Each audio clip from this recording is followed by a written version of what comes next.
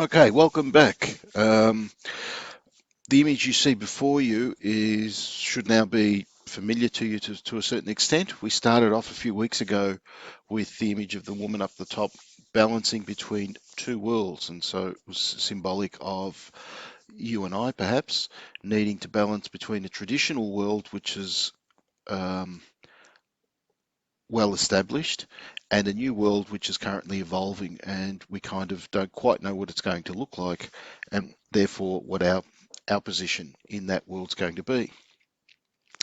We looked over the last couple of weeks at a couple of the problems or pressure points which we need to take into account in creating a range of garments. One was population growth of about 80 million people a year, this notion of affluence and having more, and particularly materialistic goods, and the benefits of that, but also the problems that go along with it. The fact that the world's divided between those that have and those that do not have, all are components that we now, in a holistic model, need to take into consideration. And then we also looked at the people with nature model, suggesting there's a relationship between what we do on Earth and the Earth's natural systems. And so we need to take that into account when we develop a range of clothes. And we could better explain that through some of these theories, the Johann Rockström's planetary boundaries and Kate Raworth's donut economics. And I also briefly mentioned the SDGs, as the United Nations Sustainable Development Goals, which kind of overlaps both of them to some extent. So, as a person of two worlds, of a world in transition, we have to ask the questions: what clothes should I make? What should they be made from? Who should make them? Where should I get them made? And perhaps even a little bit sacrilegious in a traditional sense, should I merchandise clothes at all? Maybe the future isn't about making new clothes, but reselling clothes that are already made. So we'll look at all of these things going forward. One thing we know for certain, we are in a world that seems to be defined by wicked problems, extremely difficult and complex problems, hard to nail down, hard to solve, constantly changing all the time. So our business models and our approach as individuals has to also be adept at changing accordingly. So nothing like an assessment to focus your attention. I want to look at the last, or want to remind you of the last assessment worth 45%, which is basically where we're going to ask you to solve a problem, such as a wicked problem. And so what we'll be doing from each week now, both in the lecture and the tutorial, is looking at a problem and attempting to solve it, or looking at ways in which we can solve it. So we start preparing for the final assessment as of this week. So, okay, we've spoken about the summary. I don't have to, about the frameworks. Went through this. Yep. Okay, I think you've got it. Okay, I want to introduce you to Brunnett and McDonough now, who wrote a book at the turn of this century called Cradle to Cradle. And what they suggested, and again, it was an important book because what they suggested is that a product that's derived from the earth, and that is all products, should be returned to the earth. And so the earth should be able to digest or reprocess that product. The idea cradle to cradle. Again, in 2002, it was a rather revolutionary thought that, if I create a television set, for instance, I need to find a way for it to be biodegradable, if you like. At that stage, it wasn't thought of. It was the traditional model simply says, I create a TV and sell it, and that's it. I've completed my tasks, and I've made a profit, obviously, from it. So these two guys started saying, no, if we are going to create a product, we need to consider how it's going to be reprocessed. So to that extent, that led a kind of a bit of a field of inquiry that looked at biomimicry, that started saying, well, why don't we learn from the natural systems on Earth and perhaps mimic them or copy them to rather than simply create our own products? Because the natural system is really good at creating things and then um, dissolving those products so that it can be consumed back into the Earth's systems. So if you have a look at this picture here, for instance, just to, excuse me, to give you an idea.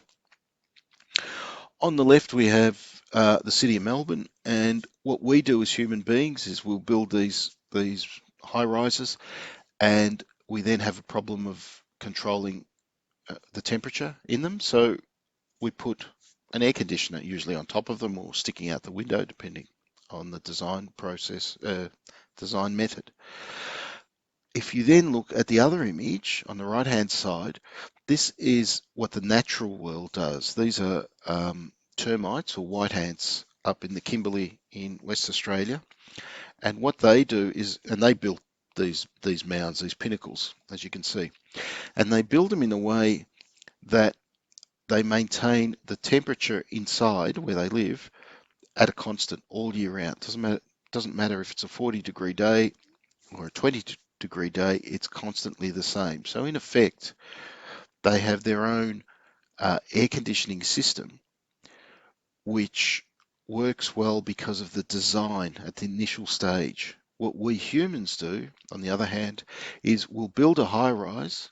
So we'll stack the bricks up, if you like, and then we've got this beautiful building, and then we say, oh, how are we going to cool it down? And we just plonk an air conditioner on top. So there's no holistic thinking when it comes to the design of a building. Just like there's no holistic thinking when it comes to the creativity of a garment.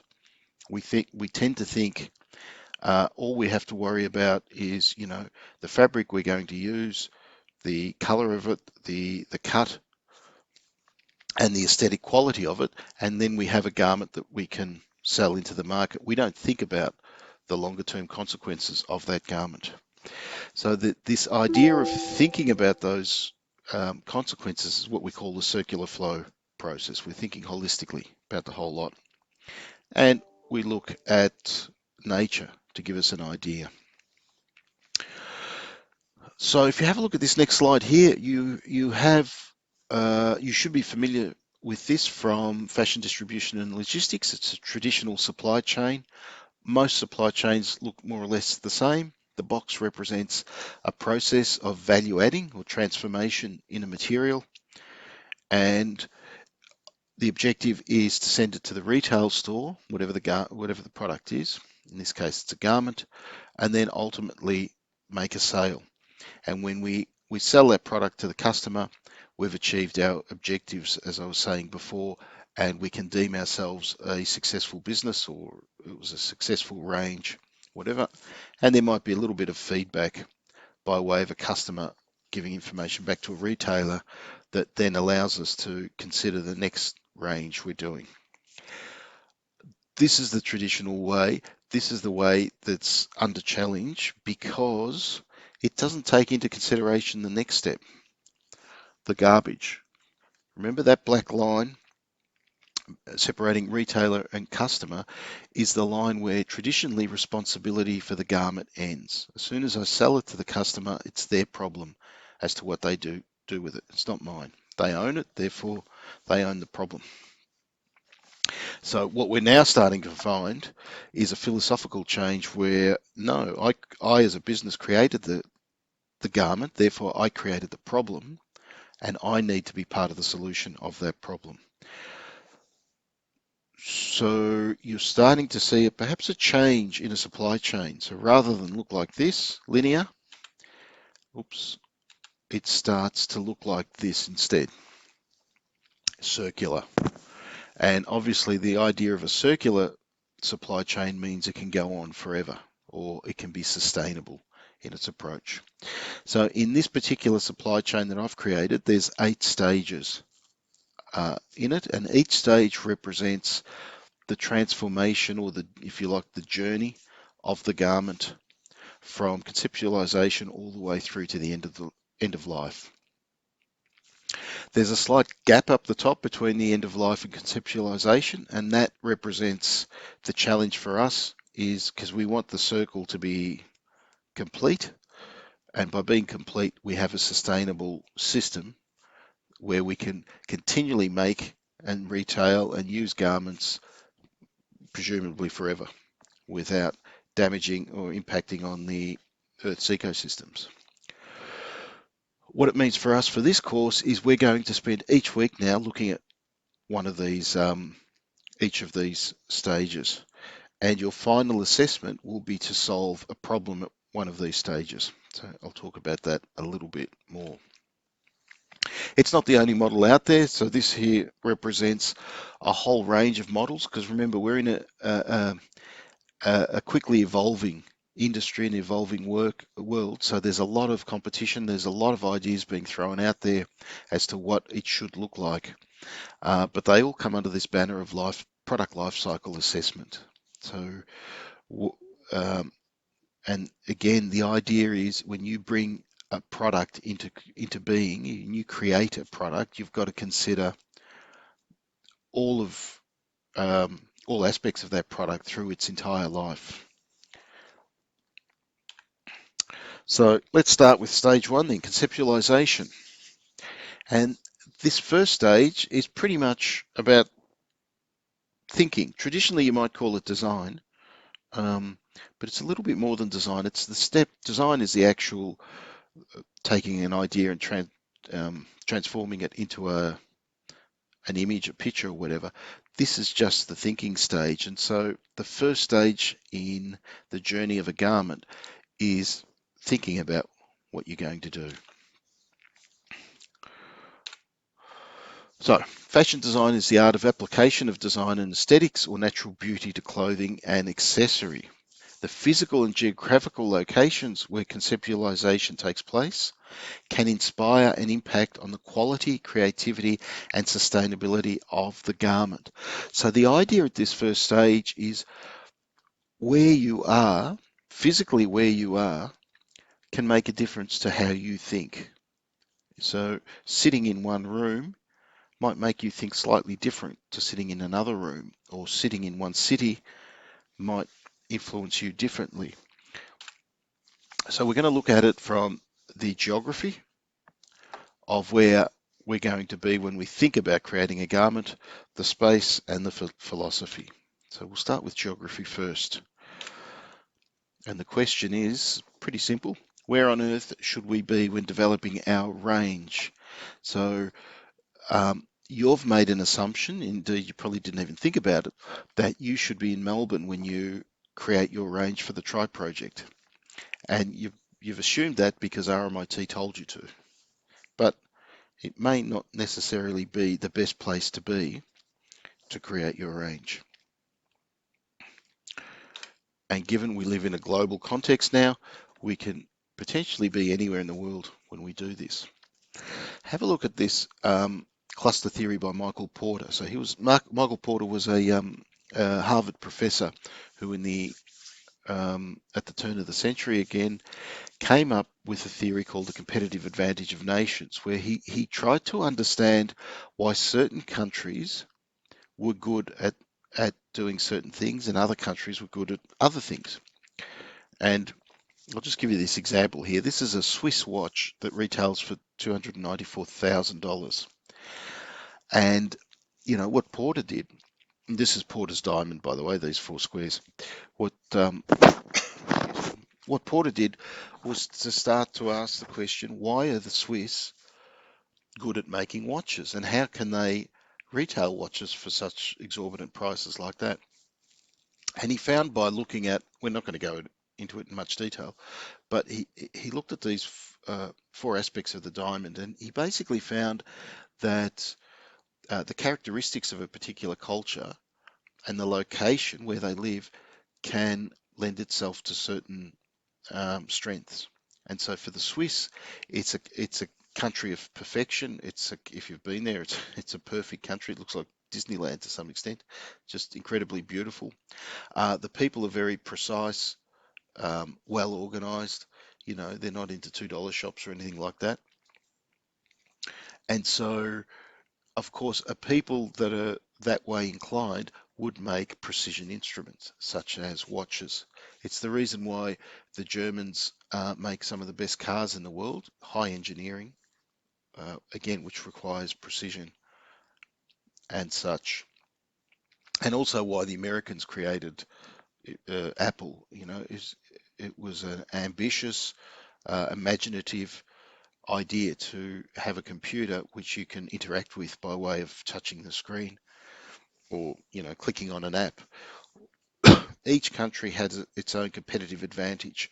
So therefore, we as a brand have to start thinking about, well, where should we put our design staff when they think about putting a range together?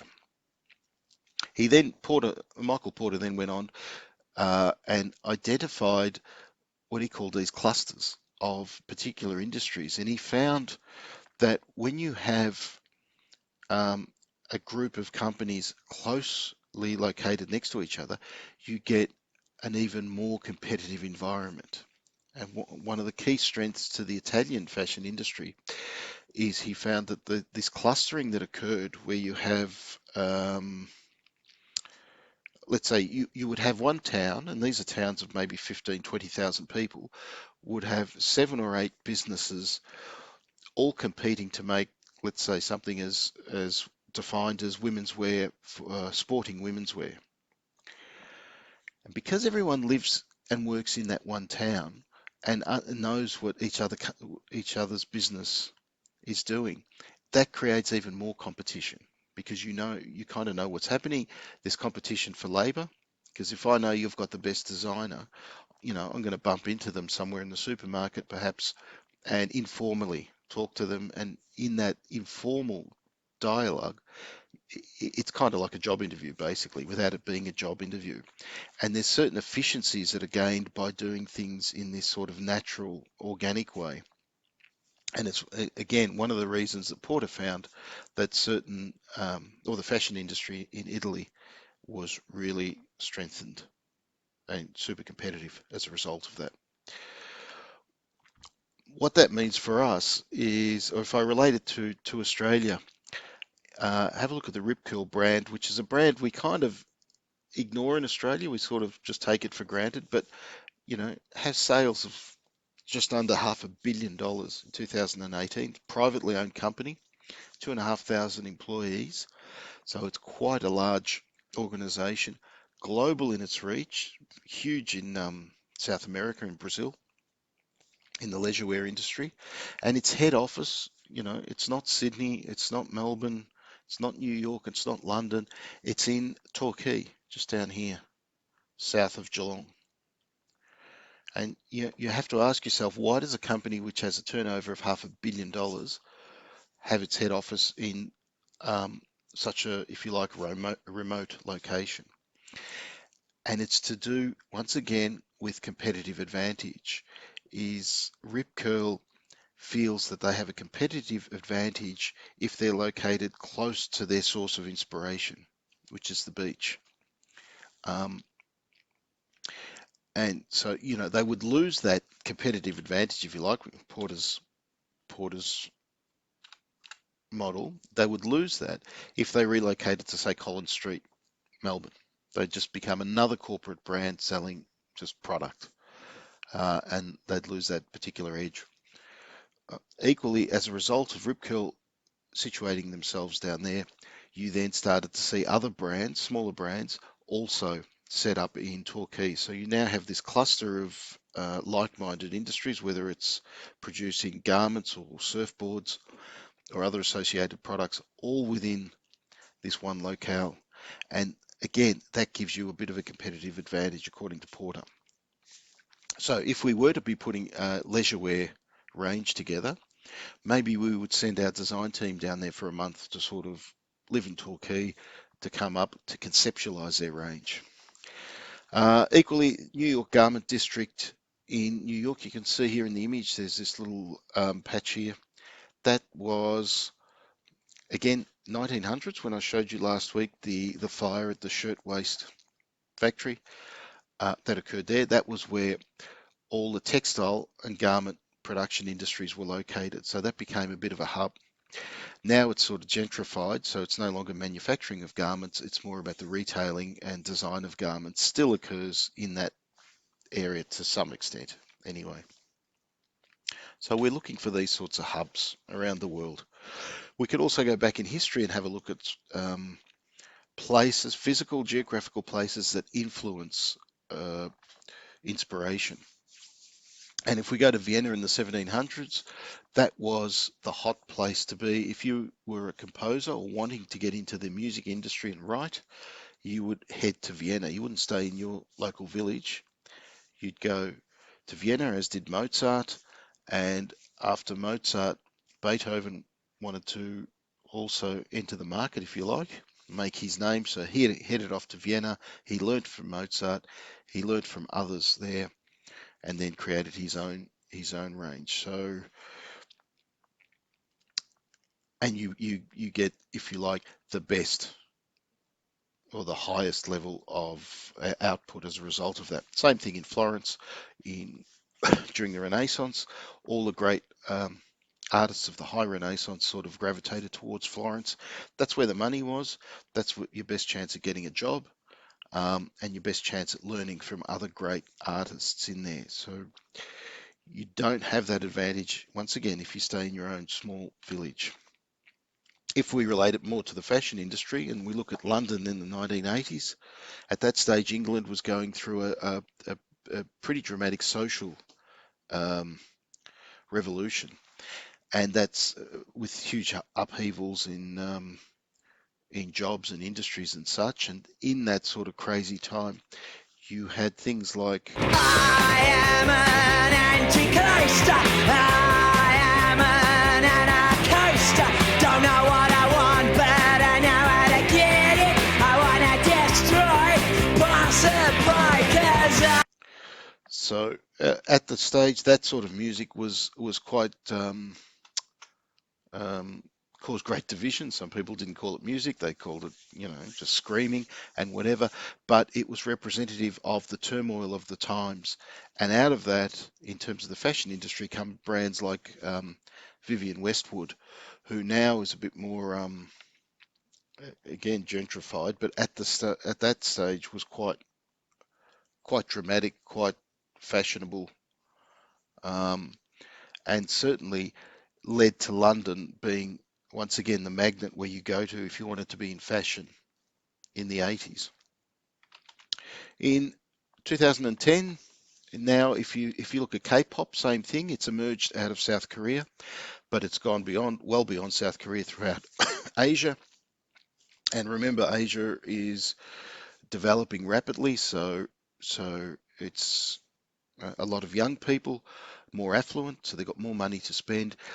They're interested in sort of developing their own voice and their own scene, and you end up with bands like this, which I'm sure you know of.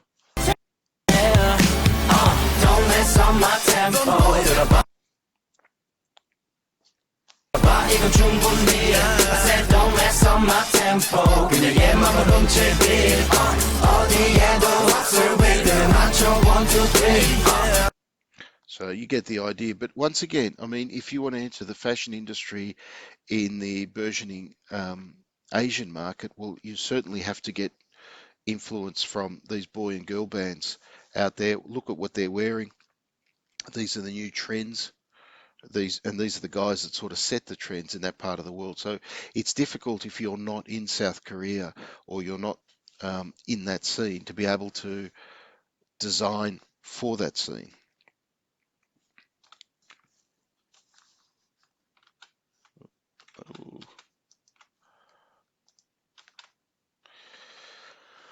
So consider to be inspired. You don't have to, but it certainly helps to be in that place.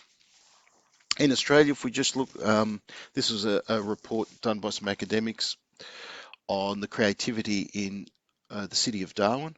And again, they sort of mapped it out and basically looked for hotspots, or what they called, the red zones, where there was they found that there was more creativity in those areas. So even within a city, rather than sort of looking at the whole globe, we can find that there are certain zones that perhaps hotter. And so if you look at Melbourne and start thinking, well, where would you set up an office, let's say, um, to be inspired by everything around there? Would it be in a Brunswick Street, Fitzroy, or Chapel Street, Paran, or some other part? All of them can help influence how we think. Overall, though, what we find in the 21st century is that cities um, are probably the place where we're going to see more and more creativity. Um,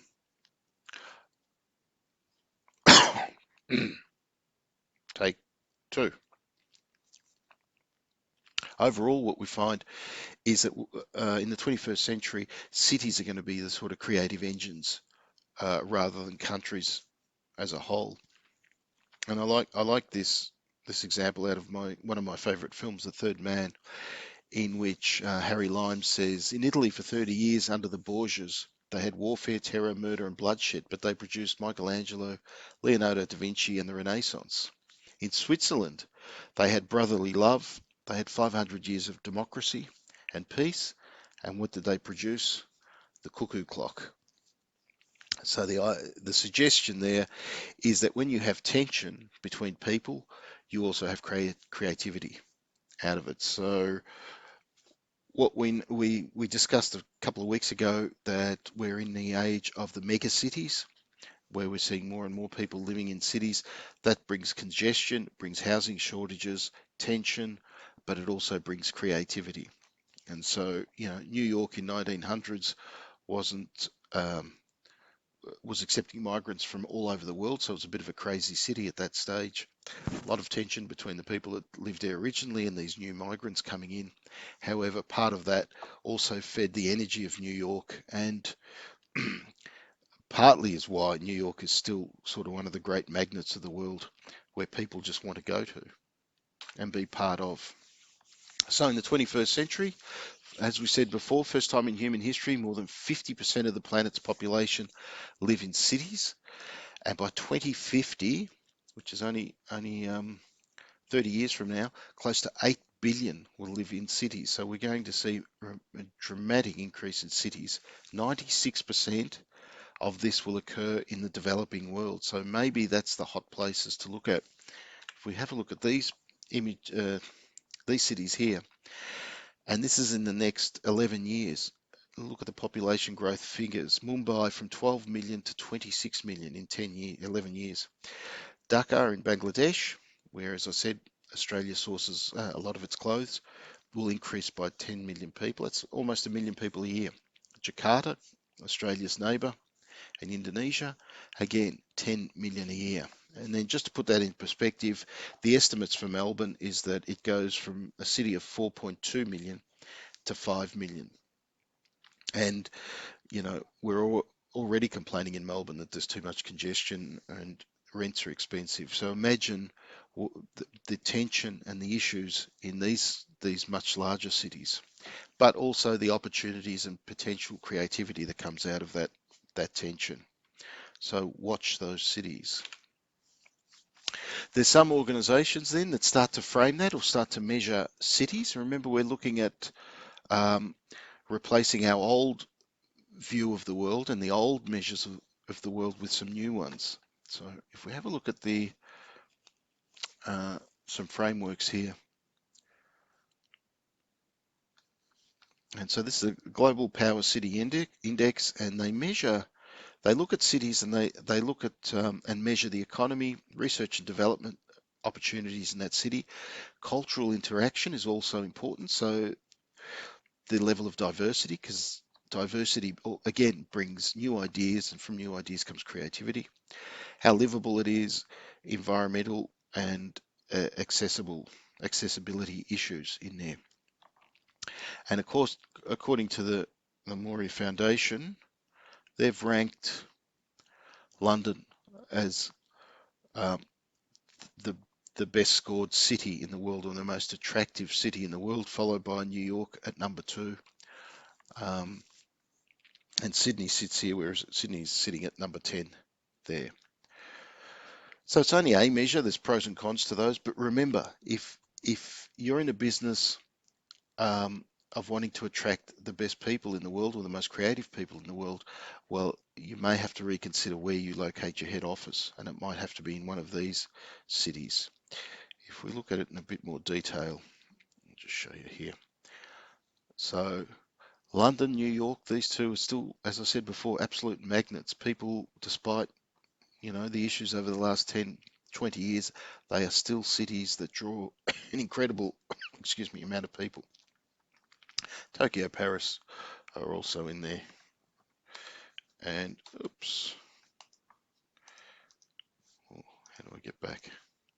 Right, and oh no, that was it. The other one, again, it's just to give you an example of another measure.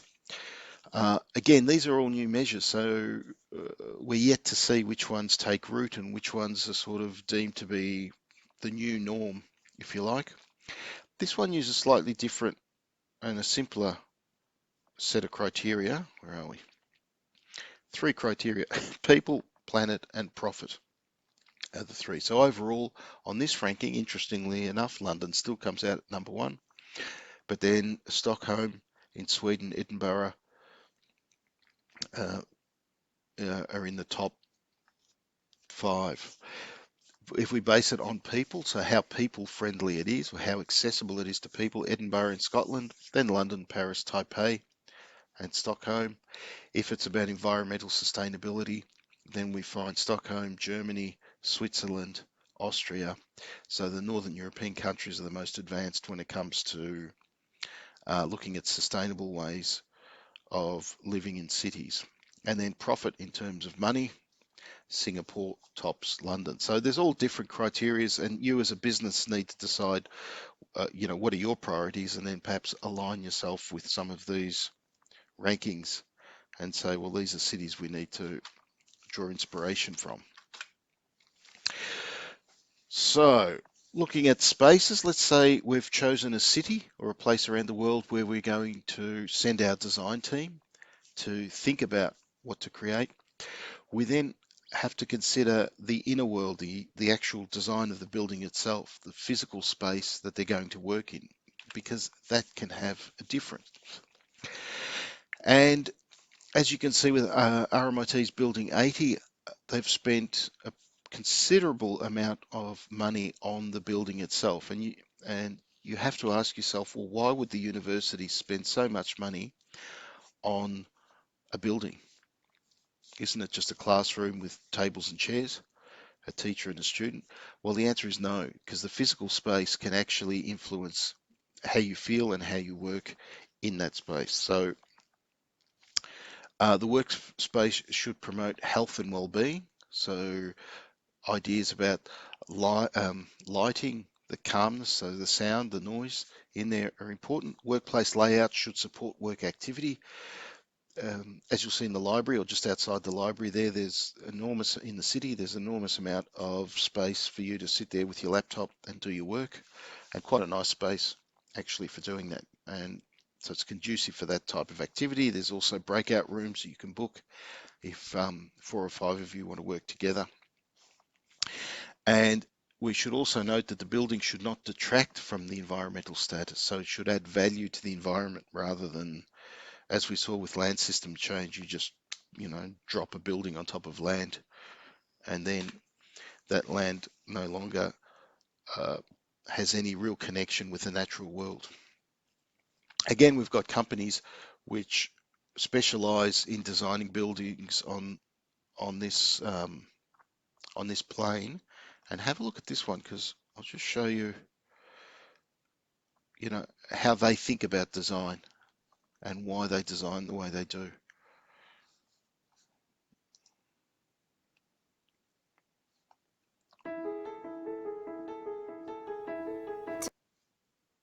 Today, there's immense pressure on people in terms of the workload, in terms of the amount of information they have to handle, because they're working with people from different disciplines. The fact that we're always on because we have this technology that follows us around everywhere, because we're working with people who are on the other side of the globe. There's no real effort on the side of many organizations to delineate these boundaries and say, this is what we expect from you, and we don't want you to push yourself beyond your limits. When that kind of implicit agreement has been given for people to go further and further and to take more and more on, it leads to people buckling under the pressure of that strain. The recent research in positive psychology has found is that happiness and well-being are not things that are nice to have, they are essential. When you are in a positive state of mind, that's when the human mind is able to explore new things, make new connections, and that's when we're more open to other people. We realized that not only was well-being important for the individual, but how important it was for the company itself. And the reason it's important is because in this knowledge and creative economy, we really depend on people to be in a positive state of mind in order to do their best work. When you say well-being, they might associate it with a spa or going on vacation or being on a yoga mat, but those ideas are very escapist. It's like as if in order to feel well, you have to run away from your everyday life. Whereas what we're saying is that you can experience terrific well-being in the workplace. It's important for you to move throughout the day. It's important that you take care of your body, that you take care of what you eat, what you do, how much you exercise throughout the day. But it's also important because what people forget is that they are part of the architecture. We are actual physical element in the space. Space tells us, without saying a word, it tells us what we're supposed to be doing, what we're allowed to do, and what we're not allowed to do. If you want to encourage people to be more social and to create community, you have to create spaces that say this is a community. These are spaces that are dedicated for you to have a private conversation. Here's a place for you to celebrate something. Here's a place to share information with everyone. So the space definitely can give a message and promote well-being. Out of all the different recommendations out there for improving well-being, and there are many, we identified the 6 that were indispensable and fundamental. The first one is mindfulness, focusing the mind, controlling your mind. The second is authenticity, being yourself just every day. The third is the notion of belonging and the notion of constructing a tight and strong community of people. The fourth is the notion of meaning, feeling that what you do has an overall purpose. The fifth is about optimism, how you view the world with a positive mindset. And the last one is about vitality, which is what you do to make your body healthy and to also try to bring your body and your mind more often together as a whole.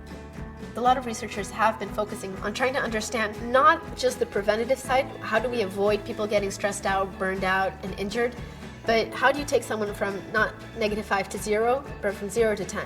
How do you help people flourish? One of the things that really inspired our work was thinking, how can we make it so that people leave work healthier at the end of the day than when they arrived? If we're sick or depressed or concerned or preoccupied, then we're not going to have the mental and emotional availability to do the creative work and the collaborative work that's being asked of us today. Well-being is really the core today because what organizations are asking people to do is to really give themselves, and we can only give ourselves if we're well. Okay, that one, it just gives you an idea of how much thought goes into the design of the actual space itself. And you think about it, if you work for a company that can't even provide you with a decent desk or a whiteboard, well then you're so preoccupied with kind of getting those basics right to be able to do your job that you can't think creatively. You're kind of stuck in that rut. So there's a lot of competition between businesses around the world to create spaces which will attract the best and brightest staff to that organization. And if you don't do that, well then, it just makes it harder for you as a company to attract those people. So the well-being of your staff in order to have creativity is important. There's another video there. I won't go through it because might be running a little bit late, but this is another sort of open office ideal. But we'll go through this one, the edge. And again, with this one, this is in Amsterdam, in the Netherlands, claimed to be the most environmentally sound building. So now we're looking at environmental Welcome to impact. the Edge. This is certifiably the greenest office building in the world. But that just might be the least interesting part about it, because the Edge in Amsterdam is also possibly the most connected office space in the world. Working at the Edge is insane. It all starts with a smartphone app developed by the building's main tenant, the consulting firm Deloitte. When you arrive at the Edge, a camera recognizes you by your license plate for automatic access.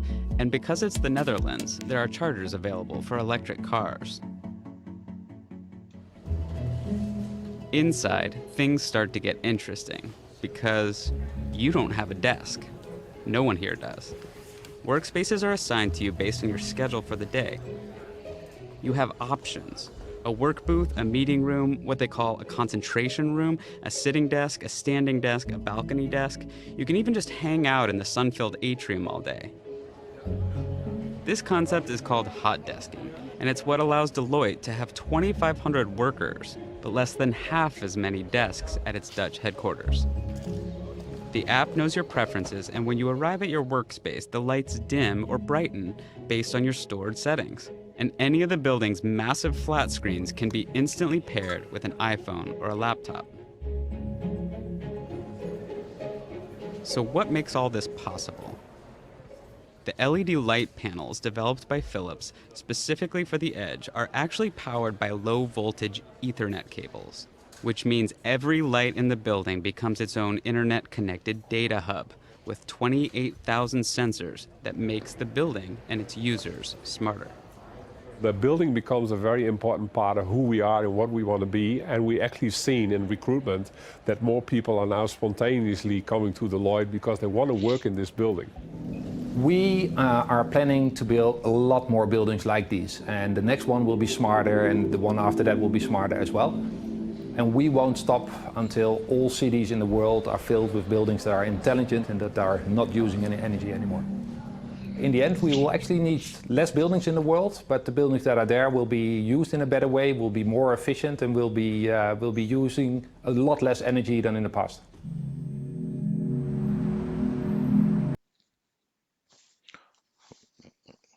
What happened there?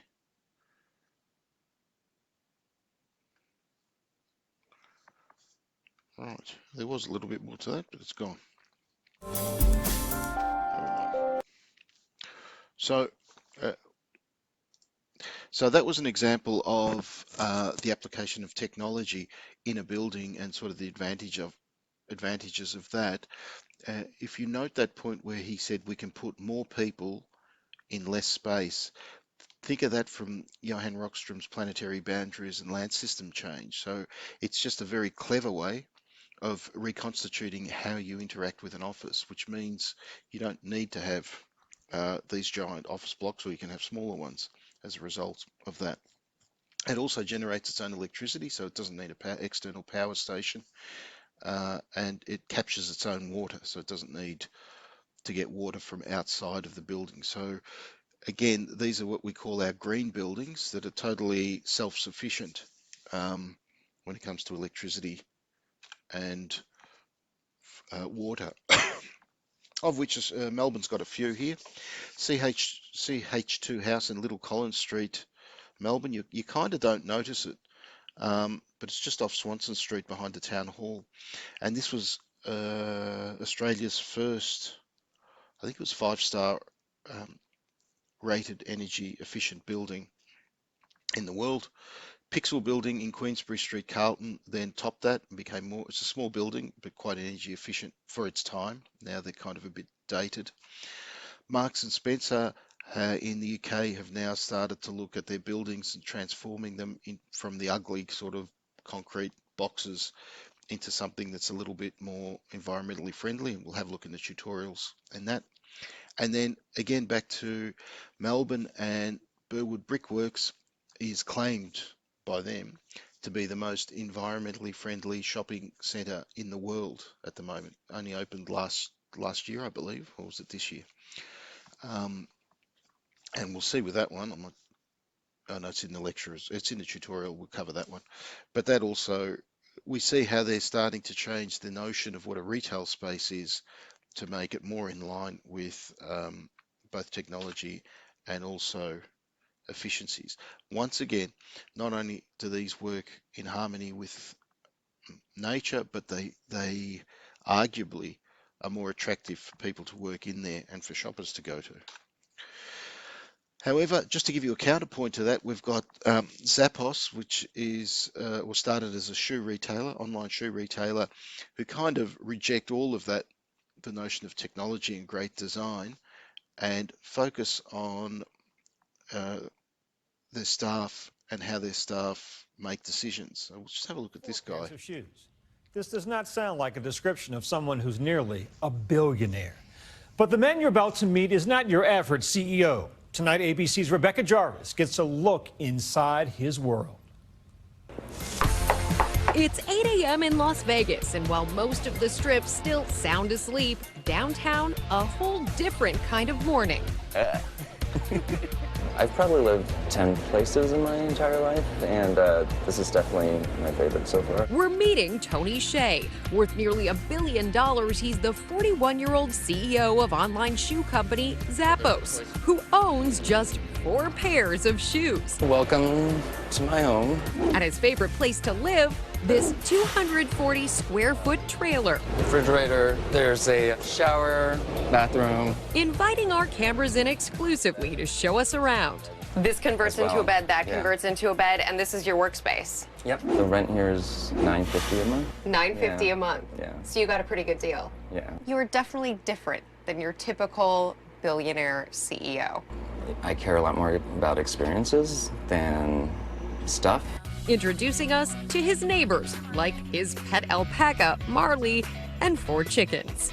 So this alpaca just runs free around here. Yeah. What do And you he likes feed him? carrots. He likes carrots. An unconventional home for what might just be the world's most unconventional CEO, investing $350 million rebuilding downtown Las Vegas. $50 million was to invest in small businesses to help create a sense of neighborhood and community and make downtown Vegas more walkable. And just a few blocks away, Zappos headquarters, where Tony has thrown out the traditional corporate rulebook. Come on, Tony. Gone are the titles, dress code, and corporate hierarchy. I love him. Instead, meetings in this Star Wars-themed conference room. Who does the decorating around here? We really leave it up to employees. It's all part of a big push by Tony towards something called a holacracy. Who's the boss? We're the boss. You're the boss. We're the boss. Essentially removing upper management and letting employees run the show. Do you ever fight with each other? No, we love each other. The employees even determine their own salaries. We have a budget that we are allowed, and there's 8 of us that we determine how our pay would be. So, could this be the model of the future? You want to come to work. You want to be here even on your day off. Some say, if the shoe fits. For Nightline, I'm Rebecca Jarvis in New York. So again, that just gives you an example of, if I went back, where are we? Of, oh, sorry, I should have had it up before. There. That's Kate Raworth's social systems. So he was obviously more focused on the experience of the individual and the relationships between people, and less interested in the building itself. Whereas the Deloitte's building was more, its emphasis was more on ecological systems and making sure that the impact was minimal on the environment, but also enhanced the social system. So again, two contrasting ideas of what a future workspace could look like and how that could influence how we design and the creativity that comes out as a result of that environment. Yeah. So the last thing we'll look at just briefly is the philosophy of the organization, because it often gets lost. Traditionally, we would call this the mission statement. So in marketing terms, it's a mission statement, but the overarching belief system of the organization, this informs conceptualization of the range through to the end use of the product. And it kind of gets a little bit lost in the wash, or it gets treated cynically. Often it's just sort of a motherhood statement, which is sort of meaningless. But uh, remember, any decision we make about whatever we create should stem from the philosophy of the brand. So if we look at Nike, for instance, and it comes up, have a look at their philosophy. So even before they design something, purpose moves us. Our purpose is to unite the world through sport, to create a healthy planet, active communities, and an equal playing field for all. So equal playing field, social, um, a healthy planet, environmental, active community, social as well. So here's a brand that's sort of saying, our target, it's not about selling the most amount of shoes, although they do. Behind that, there's another philosophy, and we'll look at some of what Nike's doing in the future, in future classes. But it's quite innovative, particularly with the use of materials, new materials that they're using. Equally, if we go, oops, Adidas is on similar similar vein. Now, if we look at Adidas, when you go to their page, you'll see the term parlay, um, which means to engage or to talk. Is where it stems from, but have a look at what they've said. Our partnership intercepts plastic before it enters the ocean and turns it into high performance sportswear. We've only just begun. So this is part of Johan Rockstrom's novel entities. Identified that plastics is a real problem.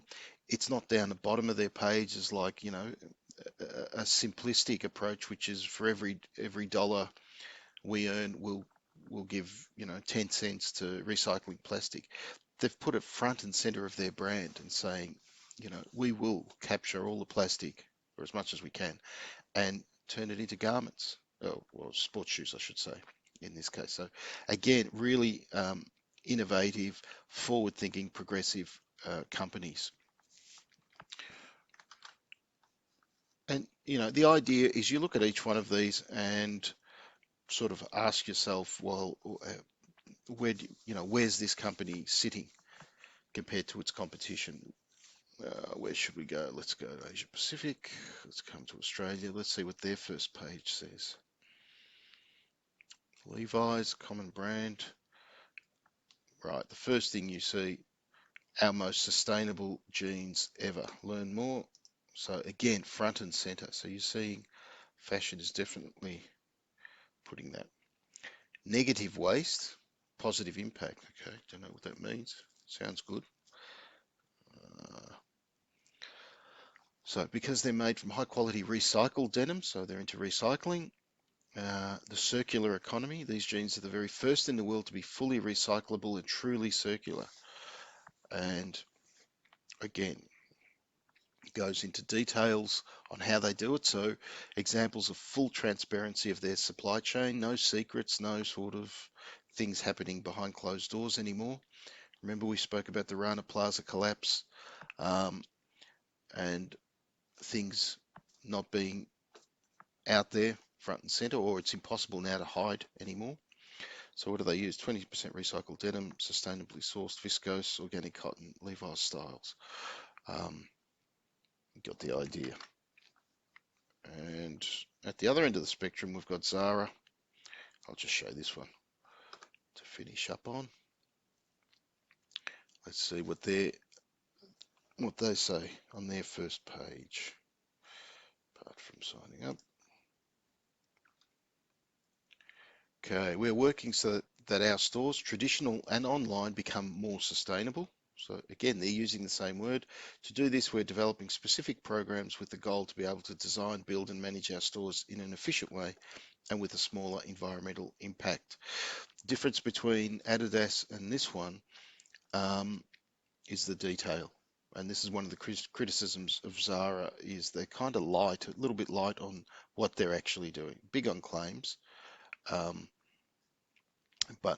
you know, we are implementing centralized systems that allow us to program the lighting, heating, and air conditioning, and are able to adjust these at all times to the needs of the store. That's great. Very 90s, 20 years ago. That was done by the companies I've just shown you before. So I'm a little bit critical of Zara, or skeptical of their claims. Okay, RMIT's also got one there as well, which well, link doesn't work. Never mind.